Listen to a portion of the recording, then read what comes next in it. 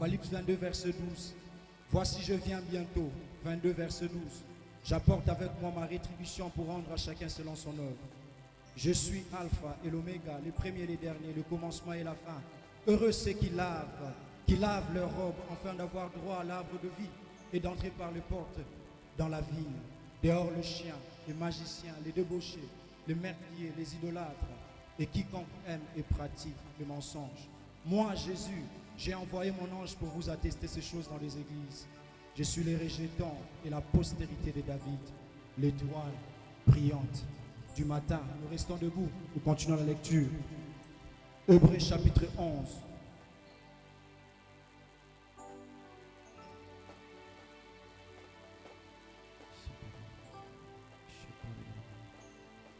Alléluia. À partir du verset 8, nous lisons: c'est par la foi qu'Abraham obéit à l'appel de Dieu en partant vers un pays qu'il devait recevoir en héritage. Et il partit sans savoir où il allait. C'est par la foi qu'il vint s'établir dans la terre promise, comme en un pays étranger, habitant sous des tentes, ainsi qu'Isaac et Jacob, héritiers avec lui de la même promesse.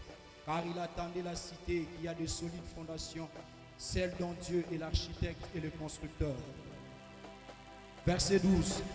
C'est pourquoi d'un seul homme et d'un homme déjà atteints par la mort sont ici des descendants, aussi nombreux que les étoiles du ciel et le sable qui est au bord de la mer et qu'on ne peut compter. C'est dans la foi qu'ils sont tous morts, sans avoir obtenu des choses promises, mais ils les ont vus et salués de loin, en confessant qu'ils étaient étrangers et résidents temporaires sur la terre. Ceux qui parlent ainsi montrent clairement qu'ils cherchent une patrie. Et s'ils avaient eu la nostalgie de celle qu'ils avaient quittée, ils auraient eu l'occasion d'y retourner.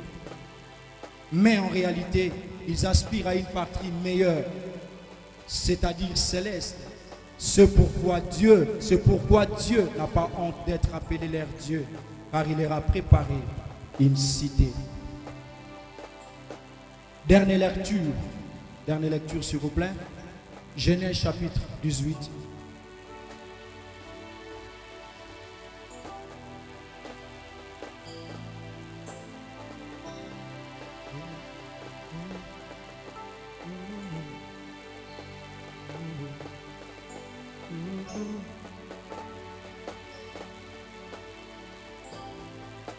Je crois que je vais lire pour nous à partir du verset 1er. Nous allons faire une lecture en kangourou, comme aimait le dire mon frère Roger Moulumba. L'Éternel lui apparut au chêne de Mamré, tandis qu'il était assis à l'entrée de sa tente pendant la chaleur du jour. Il leva les yeux et regarda, 3 hommes étaient debout près de lui. Quand il les vit, il courut à leur rencontre depuis l'entrée de sa tente, se prosterna en terre et dit: Seigneur, si je peux obtenir cette faveur de ta part, ne passe pas, je te prie, loin de ton serviteur. Qu'on apporte donc un peu d'eau pour laver les pieds. Reposez-vous sous cet arbre. À partir du verset 15e, 17e plutôt. Or l'Éternel avait dit: cacherai-je à Abraham ce que je veux faire? Abraham deviendra certainement une nation grande et puissante. En lui seront bénies toutes les nations de la terre, car je l'ai choisi afin qu'il ordonne à ses fils et à sa famille après lui de garder la voie de l'Éternel en pratiquant la justice et le droit.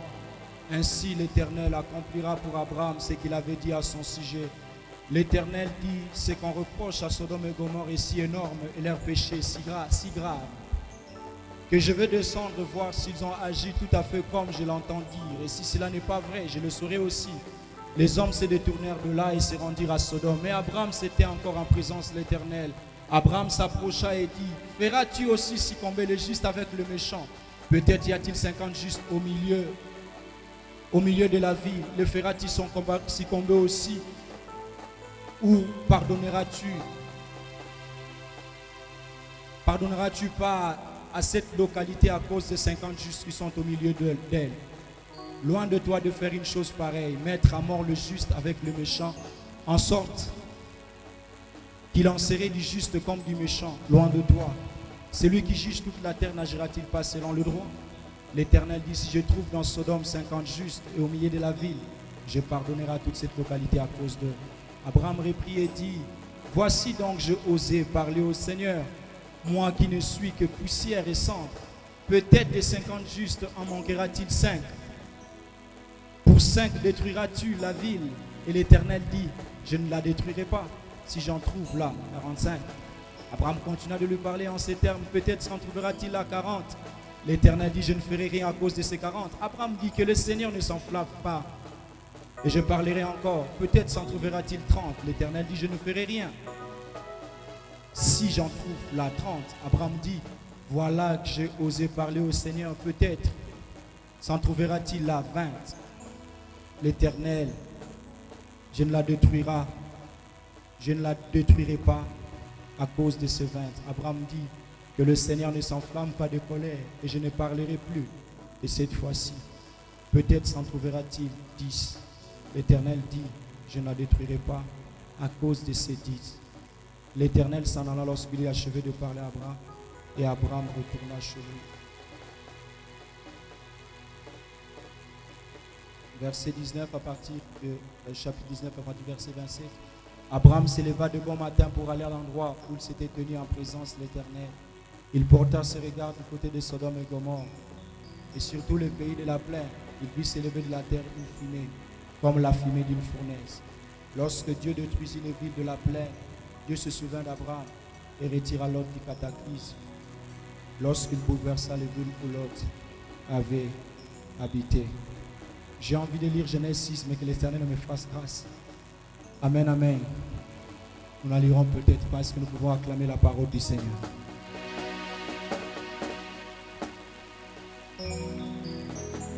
Que Dieu nous bénisse abondamment.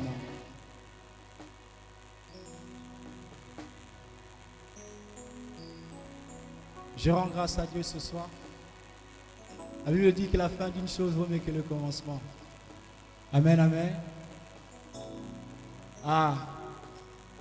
J'ai fait un effort pour ne pas savoir qu'est-ce que j'allais dire aujourd'hui. Et je crois que sur ce point, nous avons réussi le pari. Et c'est pour nous ici l'occasion de dire merci au Seigneur qui nous a soutenus. Pendant toutes ces années, nous avons été responsables au groupe évangélique de l'amphithéâtre. Il nous a soutenus et si nous sommes debout devant nous ce soir, nous croyons que la gloire doit lui revenir à lui et à lui seul. Amen. J'aimerais dire merci, avant de le dire aux amis du jeu qui sont là ce soir, à notre Père spirituel, le révérend Dominique Gauche. Je n'ai pas eu trop de problèmes à l'église pour exercer en tant que berger au jeu. Et pour le fait qu'il soit notre Père, que Dieu le bénisse abondamment. Et merci pour tous les mentors que nous avons croisés sur le chemin de l'évangile. Je cite Reda Dussoumé là, le pasteur Marcelo, j'ai envie de citer bien d'autres encore, mais je m'arrêterai là.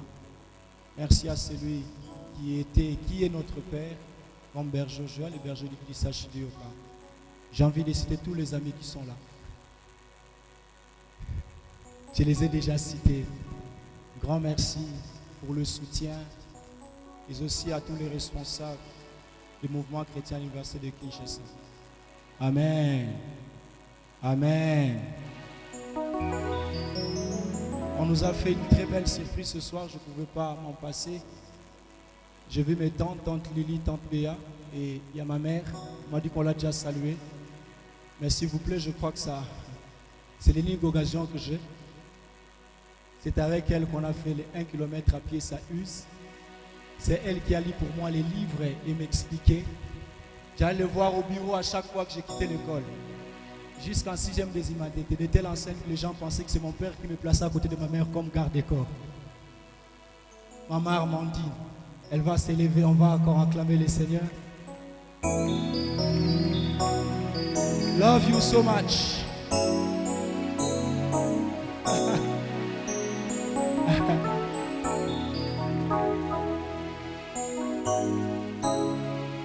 Merci à toutes les mamans qui sont là.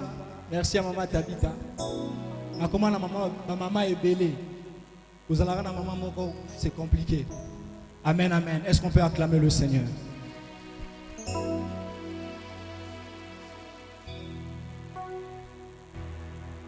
Alléluia. Alléluia. Ce soir, j'aimerais être sûr, car je crois que de tout ce qui a été dit et de tout ce qui sera fait ce soir, Ça, c'est la chose la plus importante. Et j'aimerais être sûr ce soir que je me suis acquitté de mon devoir en tant que berger au Jéa, en tant que prédicateur sur le campus, mais en tant que frère et sœur. Nous avons lu ce texte merveilleux qui est long. Parce que le livre d'Apocalypse est séparé par... Le livre d'Apocalypse contient 22 chapitres. Et il y regorge 15 visions.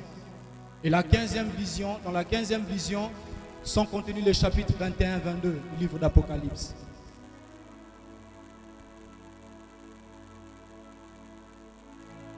Et nous avons lu d'Apocalypse chapitre 21 verset 5. Voici je fais toutes choses nouvelles. Quelqu'un dit avec voici je fais toutes choses nouvelles. Je n'étais pas bien entendu. Si j'étais un professeur, je te coterais 1,5 points sur 5 au TP. Est-ce qu'on peut se rattraper? Voici je fais toutes choses nouvelles. 4,5 sur 5. Alléluia. Voici je fais toutes choses nouvelles. Dans le livre d'Ésaïe chapitre 43, on parle de voici je ferai une chose nouvelle qui est sur le point d'arriver. Voici je ferai une chose nouvelle d'Ésaïe se rapporte probablement à une visitation que Dieu te promet pour un domaine quelconque de ta vie. Car je crois que si tu étais en jeûne et que tu passes en jeûne par la grâce de Dieu, il a fait une chose nouvelle. Si tu étais célibataire et par sa grâce, tu es marié, il a fait une chose nouvelle. Si tu étais malade et qu'il t'a visité alors que le médecin ne pouvait rien faire, il a fait une chose nouvelle. Si tu étais pauvre ou que tu as vécu dans une famille où les choses ont été difficiles, le jour où il change ta situation, il a fait une chose nouvelle. Et dans le livre d'Apocalypse, la Bible dit, voici je fais toutes choses nouvelles. Toutes choses nouvelles se rapportent à la nouvelle Jérusalem. La Bible est en train d'inscrire ici des choses ou des événements qui vont se passer dans le temps de la fin. Et cette chose nouvelle, toute chose nouvelle, parle de la nouvelle Jérusalem. Nous avons lu, c'est une ville sainte qui vient d'auprès de Dieu. Et une ville pavée d'or. Elle a une muraille, haute muraille. 12 portes où sont inscrits 12 noms de fils. La tribu d'Israël. Ce muraille se repose sur 12 fondements sur lesquels sont inscrits le nom de 12 apôtres de l'agneau, comme l'a dit ce passage. C'est une ville qui n'a pas de temps, car Dieu lui-même est son temps. Il n'y a ni soleil ni lune pour l'éclairer, car Dieu lui-même éclaire la ville.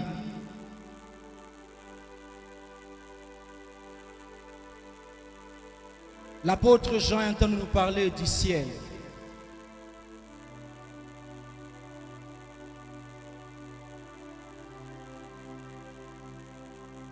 Il dit, je vis descendre du ciel une nouvelle terre, un nouveau ciel. Car la première terre, le premier ciel et la mer avaient disparu.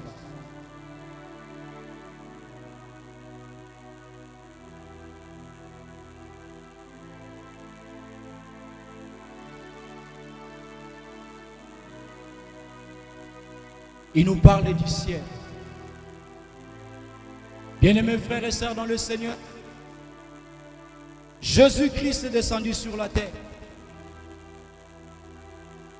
Il a prêché la repentance. Il a prêché la foi. Il nous a donné dans le béatitude le valeur ou le valeur du royaume.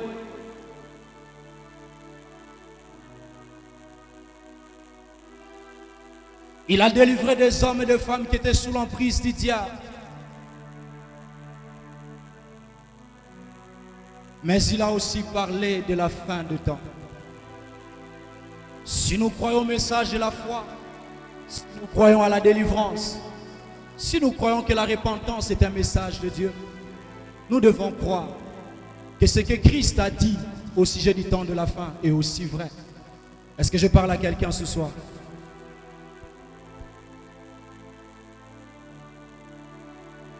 Il a tellement beaucoup parlé de cela. Rappelez-vous quand il parle de la parabole de noces de l'agneau. Il dit un homme a organisé une fête et il a y invité. Malheureusement pour ce dernier, que tous ces invités vont s'excuser.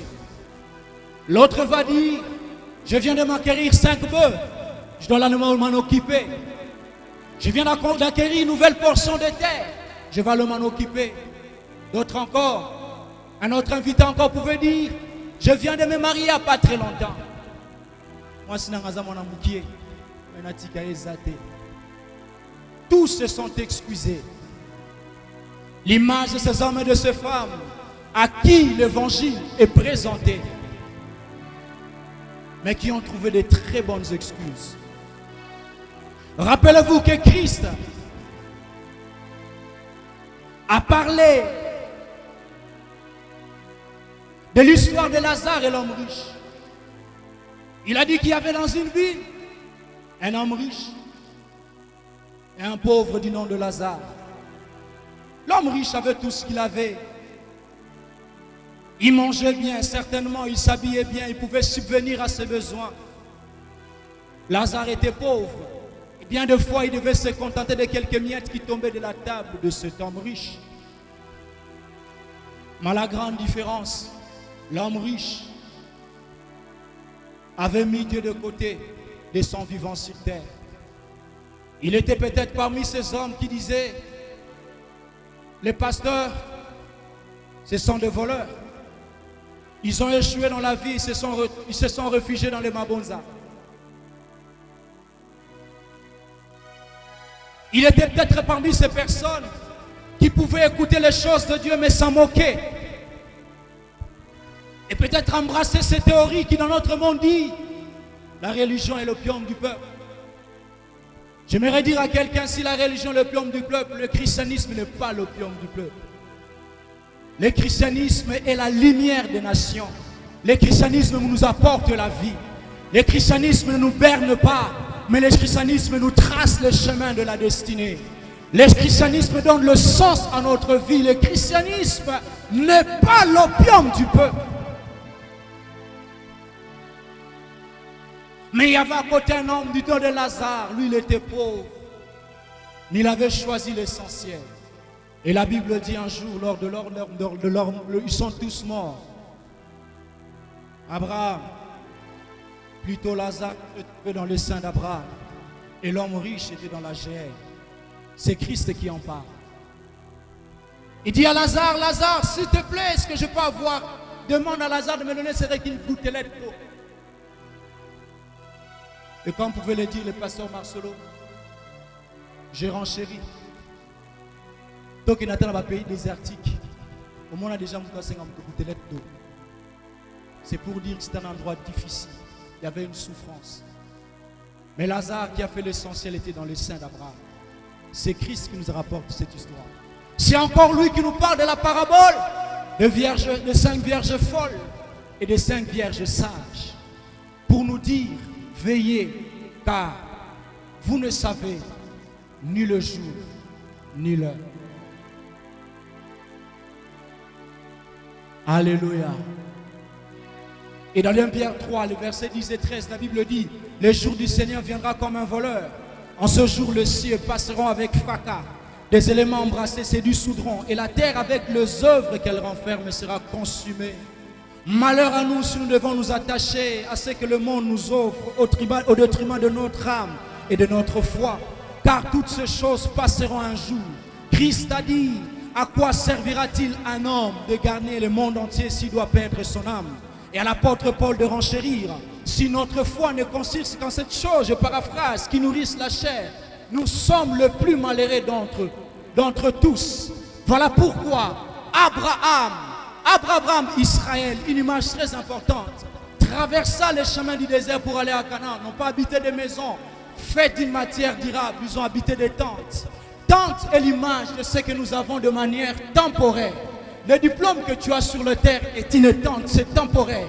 La maison que tu as sur la terre est une tente, c'est temporaire. Les véhicules dont tu peux t'amasser sur la terre sont des tentes, c'est temporaire. Tout ce que nous avons sur la terre, c'est temporaire. J'ai été berger. Que les autres disent que tu as fait plus de temps, mais là encore ça a été temporaire, car toutes choses passent. Tout ce que je peux tirer d'essentiel de ce qui est temporaire, c'est lorsque Dieu m'a accordé ce qui était temporaire. Et avec ce qui était temporaire, je fais la volonté de Dieu. Là, je puis être récompensé. Tout ce qu'il y a sur cette terre est temporaire. La Bible dit, il croyait que le Seigneur lui réservait une ville dont lui-même il était l'architecte.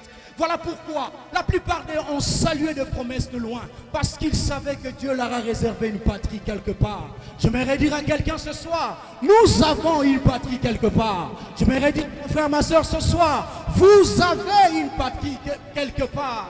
Et la beauté, la plus grande joie de votre vie, la plus grande réussite, la réussite la plus ultime, c'est lorsque vous traverserez les portes de cette patrie pour rencontrer Christ dans sa félicité.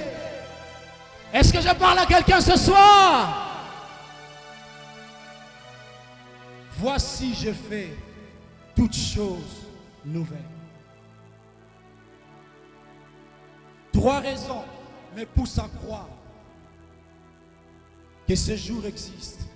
3 raisons me poussent à croire que le ciel et l'enfer existent. Première raison.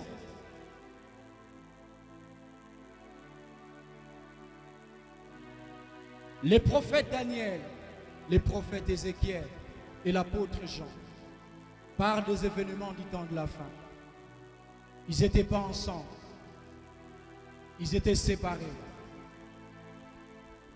Mais ils ont fait des écrits corollaires.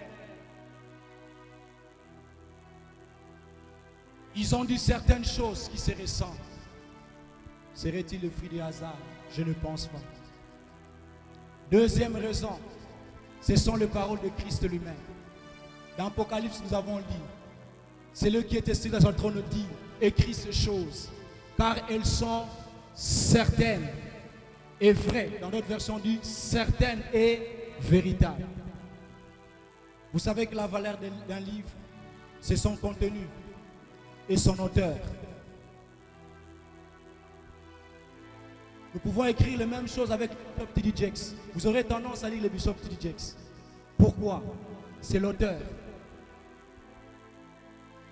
C'est le Seigneur qui dit ces choses, que ses paroles sont certaines et véritables. La troisième raison qui me pousse à croire que ces choses sont vraies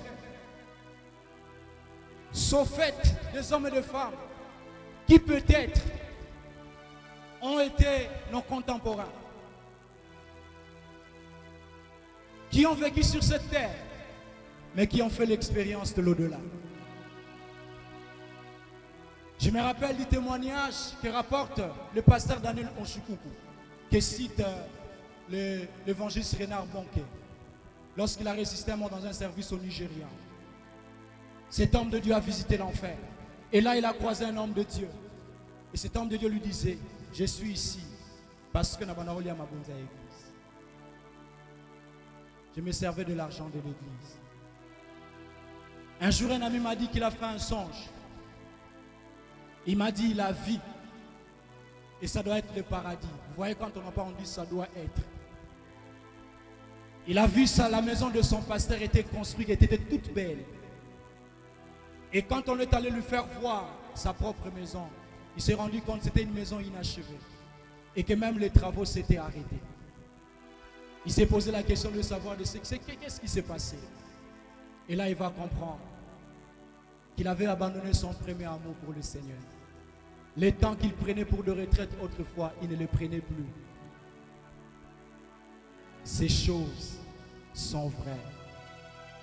Alléluia. Alléluia.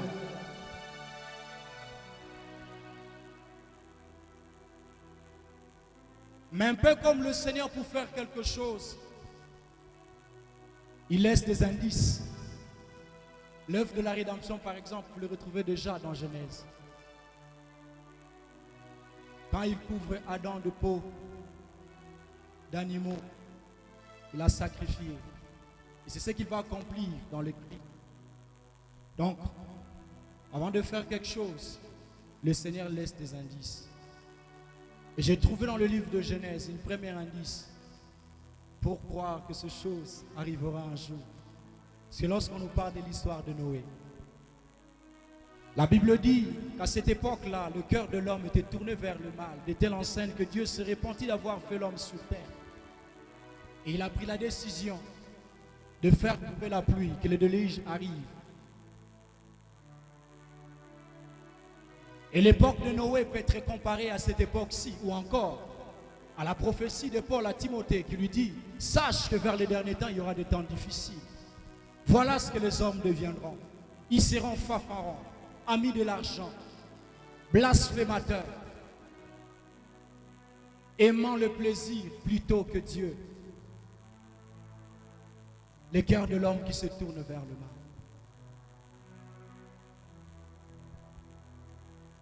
Et à cette époque-là, en ce temps-là, le déluge est arrivé. Ceux-là qui ont cru au message de Noé, seuls sont ceux-là qui ont été préservés. Et en ces temps-ci aussi, seuls ceux-là qui croiront au message de Christ seront sauvés. L'histoire de Noé n'est qu'un indice. Zambalinga sa eloko moko boye. Asa eloko la flash. C'est ce que ça veut dire. Alléluia. Alléluia. La deuxième indice, c'est l'histoire de Sodome et Gomorrhe que nous venons de lire. Dans cette ville, le mal avait atteint son paroxysme. De telle enseigne que vous avez des enfants qui viennent, la Bible dit, ils étaient et des adultes et des enfants qui viennent chercher les visiteurs qui sont entrés dans la maison de Noé.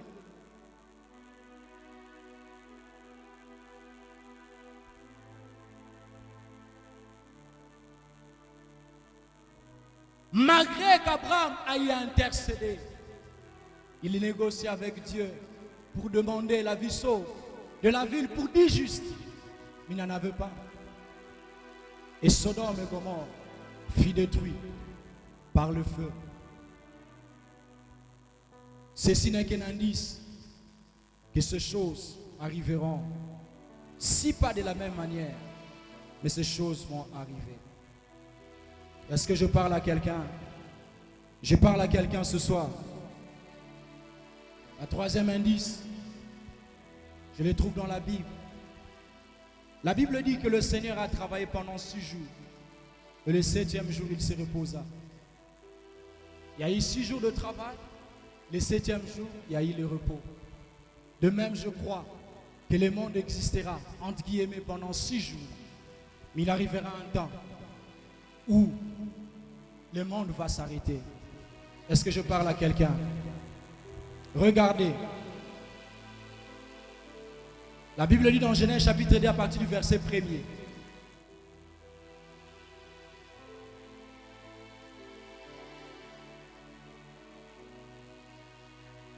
Que le 7e jour, Dieu acheva son œuvre.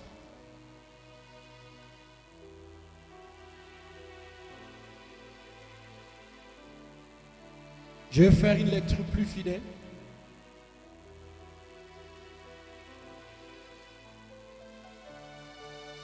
La Bible dit dans Genèse chapitre 2 à partir du verset 1er. Ainsi firent achever le ciel et la terre et toutes leurs armées. Le 7e jour, toute l'œuvre que Dieu avait faite était achevée. Et il se reposa au 7e jour de toute l'œuvre qu'il avait faite. Amen. Dans la lecture que je viens de faire, on nous fait savoir une chose. C'est qu'au 7e jour, Dieu achève et Dieu se repose. Vous l'avez vu avec moi? Alléluia.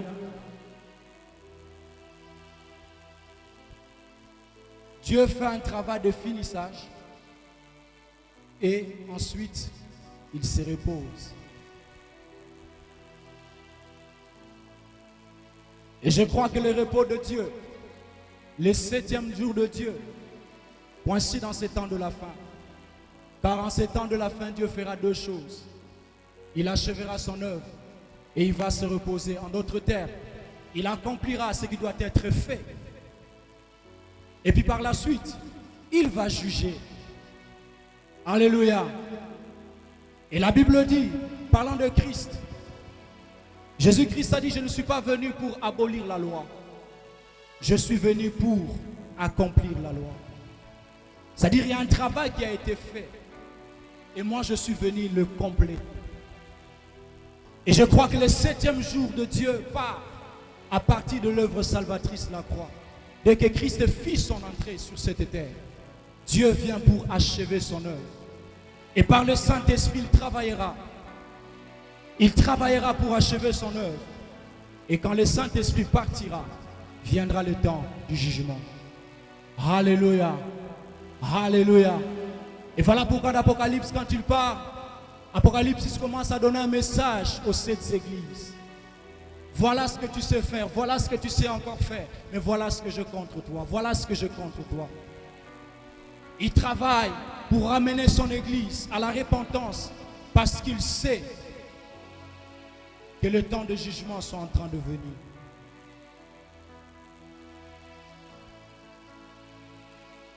Voici, je fais toutes choses nouvelles.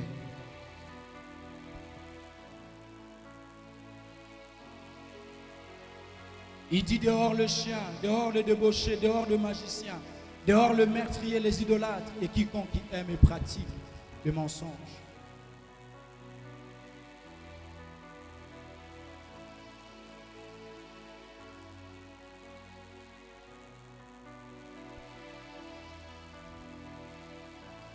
Amen.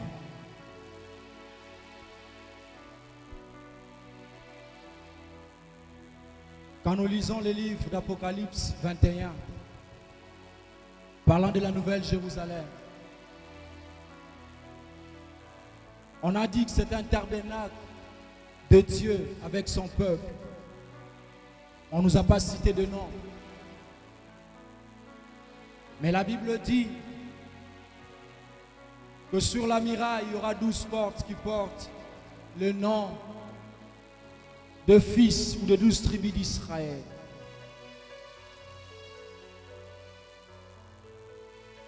Je crois dans une porte était écrit Ruben, dans une autre Siméon, une autre porte Judas, etc.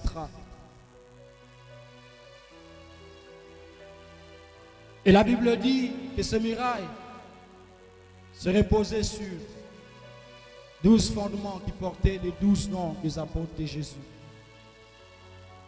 À la Nouvelle Jérusalem, on ne nous a pas cité de nom.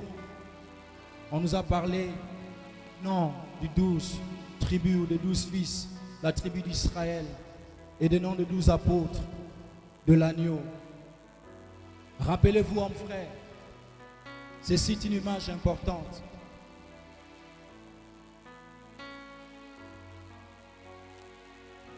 Les 12 tribus d'Israël et l'ensemble de ces hommes et ces femmes qui autrefois vivaient en Égypte. Mais un jour, il récit la visitation d'un libérateur du nom de Moïse. Moïse leur a amené un message de la part du Seigneur. Et même qu'il leur a dit que la volonté de Dieu était de les établir à Canaan. Ces hommes et ces femmes n'avaient pas encore vu Canaan, mais ils ont cru au message de Moïse. Ils ont accepté de passer par le désert pour atteindre Canaan. Ceci est simplement l'image pour dire, son candidat à la Nouvelle Jérusalem, ces hommes et ces femmes qui vivent dans le monde qui est l'image de l'Égypte, mais qui un jour ont entendu parler du message de Christ. Ils ont cru en ce message et ont abandonné le monde pour suivre le Seigneur.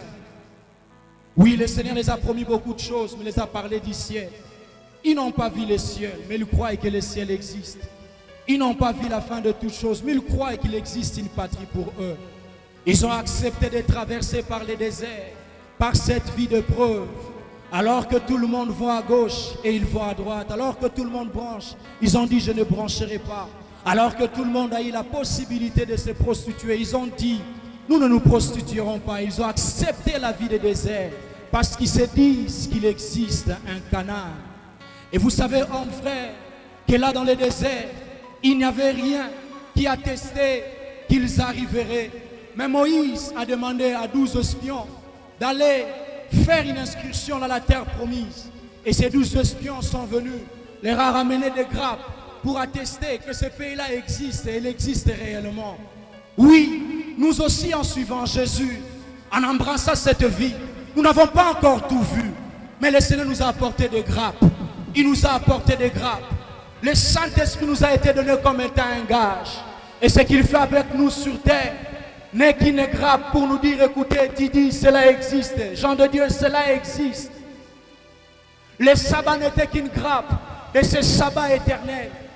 Christ, dans le sabbat, n'a point voulu qu'il y ait de malades. Il a guéri quelle que soit l'interdiction des pharisiens.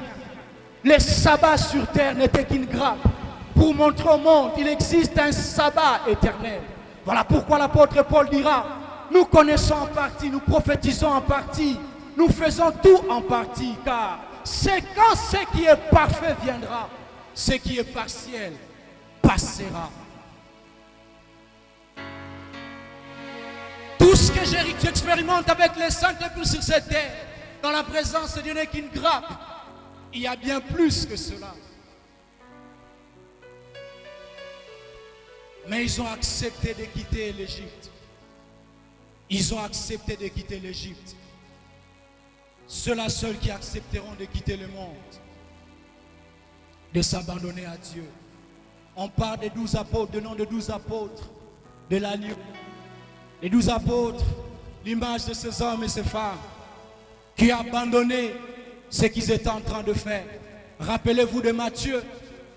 C'était un agent ou c'est pas moi un fonctionnaire à la DGDA. Par le moins, c'était un percepteur d'impôts. Ça ne devait pas être un homme pauvre. Mais il a abandonné ce qu'il faisait. Y a-t-il des hommes et des femmes qui ce soir peuvent abandonner ce qu'ils sont en train de faire parce que le Seigneur le demande? Peuvent abandonner cette vie d'autrefois où ils roulent en copinage, où ils se cachent sous les arbres le soir? Peuvent-ils abandonner cette vie dont le Seigneur les réprimande pour suivre Jésus? En effet, Pierre dit, nous avons tout quitté, nous t'avons suivi. Voilà, ce sont là ceux-là qui ont tout quitté, qui ont suivi. Leurs noms sont inscrits là dans le fondement, dans la nouvelle Jérusalem.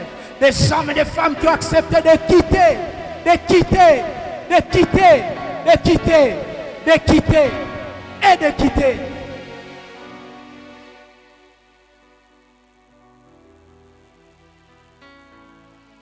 Pour suivre Jésus.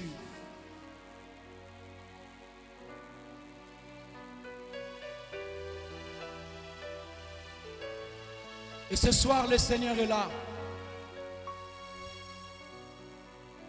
pour te tendre la main, pour te montrer le chemin. Quand on décrit les hommes, on dit que dans cette ville, il n'entrera ni de rien de souillé.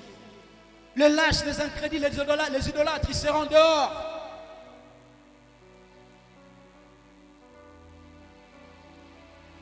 Il n'y a que de saints qui y entreront. Or, il n'y a pas de saints qui ne passent par la croix. Jésus-Christ a dit, moi je suis le chemin, la vérité et la vie. Il ne vient au Père que par moi. Ne vous y trompez pas. Dans cette affaire, il n'y a pas de Marie. Il n'y a pas de Bouddha. Il n'y a pas de Kimbangu. Il n'y a qu'un seul médiateur entre Dieu et les hommes. Jésus-Christ est homme. Il n'y a que lui. Ne me posez pas la question. Et ceux-là qui adorent ceci, la Bible dit qu'il est le chemin, la vérité et la vie. Article 2 fini. C'est une exclusivité. C'est une exclusivité. C'est une exclusivité.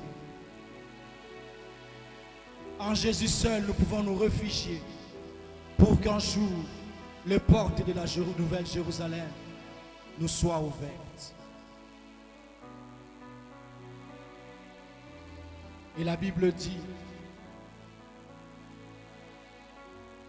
que ceux qui sont saints se sanctifient encore.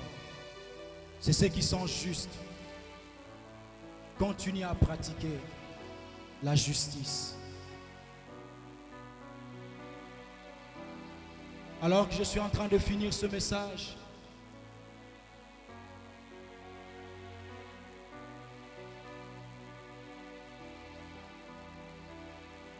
j'ai parlé comme Noé. J'ai peut-être par ma prédication prié comme Abraham.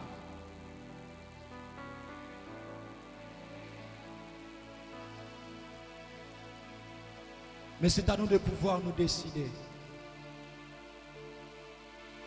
L'on ne parle pas de ces choses pour nous faire peur, mais bien au contraire. L'on nous parle de ces choses pour nous avertir. Parce que Dieu ne mérite que personne n'aille en enfer. Commence à regarder ta vie. Regarde-toi au-dedans de toi-même.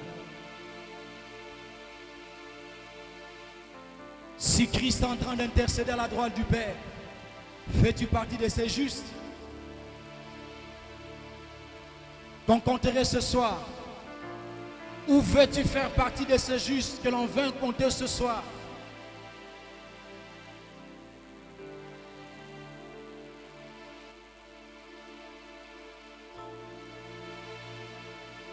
Es-tu prêt comme les 12 tribus d'Israël quitter l'Égypte pour dire j'en ai assez, je peux m'arrêter ici? Peux-tu faire comme ces 12 apôtres, abandonner à suivre tes propres voies pour suivre la voie du Seigneur? Ce soir, le Seigneur est venu avec son cœur plein d'amour. C'est parce qu'il t'aime qu'il t'a parlé ainsi.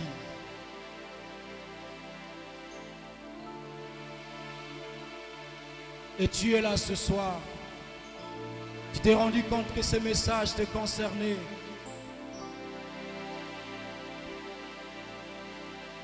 Et tu veux dire, Seigneur, je viens à toi.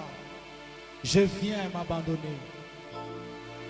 J'ai compris que tout ce que je peux poursuivre dans ce monde ne sont que des tentes. Mais je viens auprès de toi pour tirer ce qui résistera à l'épreuve du temps. Ce qui me conduit à l'éternité. J'aimerais que tu quittes là où tu es et que tu cours vite dans ce lieu. Nous allons prier ensemble. Alléluia. Où est-ce que tu es? Tu dis, je ne suis pas prêt. La Bible dit que ceux qui se sanctifient davantage.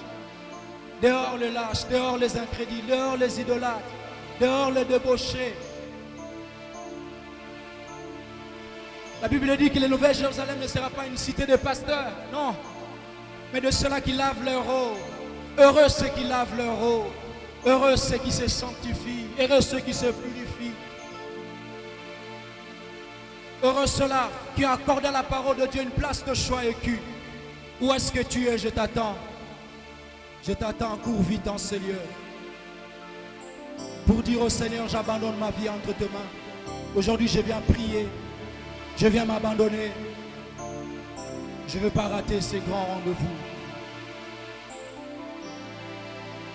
J'attends la première personne.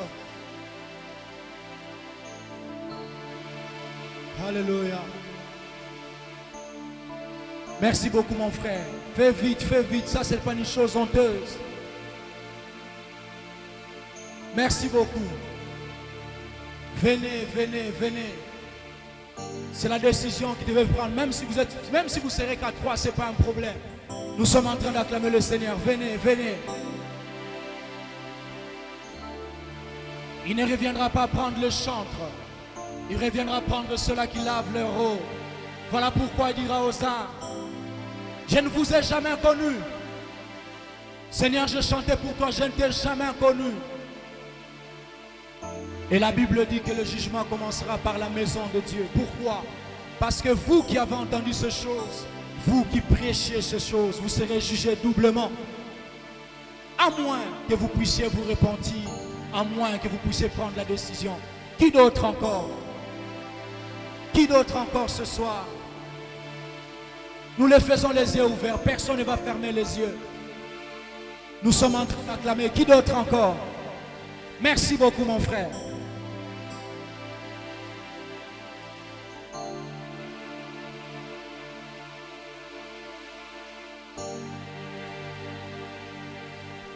Oh, je voulais entendre des acclamations de toutes parts. Nous sommes en train de les encourager. Il y a ma soeur qui est en train de descendre.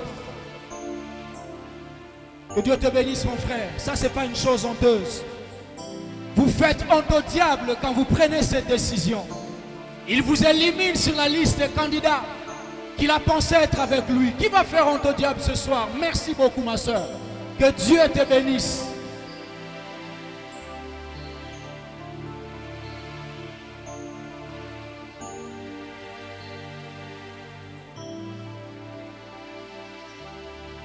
Que Dieu te bénisse.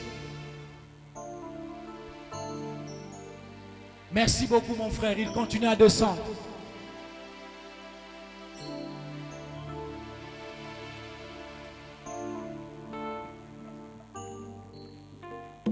Ah, grand merci. Venez s'il vous plaît. Venez, nous sommes en train d'acclamer. Ça c'est bon.